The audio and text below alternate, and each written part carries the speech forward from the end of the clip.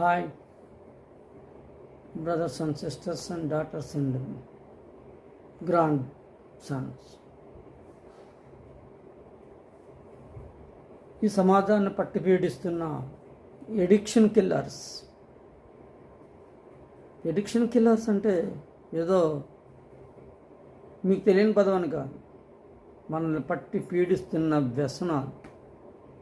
Give up అంటే విడిచిపెట్టాయి. ఇవి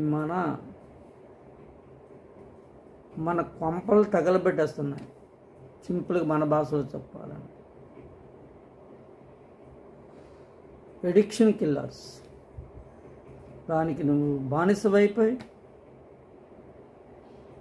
కుటుంబ వ్యవస్థను చిన్నాభిన్నం చేస్తున్నాయి. భార్య రోజు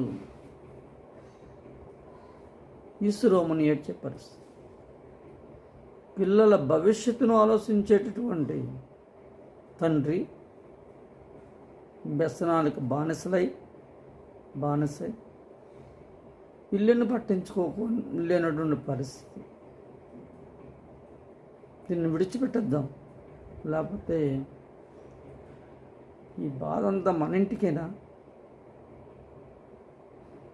ఆ డబ్బుల్ని నువ్వు మిగిలిస్తే నీ బిడ్డడు చదువులు పనికొస్తాయి కదా. ఈరోజు నీకు తెలియదేముంది, చదువు మార్కెట్లో కొనుక్కోవాలి, డబ్బుంటూనే చదువు వస్తుంది. అలా కాదు, నీ వ్యసనాలు నీ లోపల ఉన్నటువంటి అవయవాల్ని చిన్న భిన్నం చేస్తున్నాయి. ఎటా చిన్న భిన్నం కాలేం పోతుంది. నీ లోపల ఉన్న ప్రేవులు అలసలు వచ్చేస్తున్నాయి. ఇంకొక వైపున నీ ఊపిరితిత్తులు దెబ్బతినేస్తున్నాయి. నీ గుండె పనిచేసే విధానం తగ్గిపోతుంది. చివరికి నీకు అతి ప్రధానమైన నీ మెదడు నాశనం అయిపోతుంది. ఇంత చేసి ఇదంతా ఎవరి కోసం చేస్తాను ఈ నష్టాన్ని అంటే నీ కుటుంబాన్ని నాశనం చేయడానికి వేపునుకుంటే నీ ఇల్లుని బాగు చేయడానికి పక్కోడు వస్తాడా? నీ బిడ్డలు ఏడుస్తుంటే చుట్టాలు వచ్చి వాళ్ళ కన్నీళ్ళు తుడుస్తారా? విడిచిపెట్టు తమ్ముడు, విడిచిపెట్టగలవు. అర్థమైందా?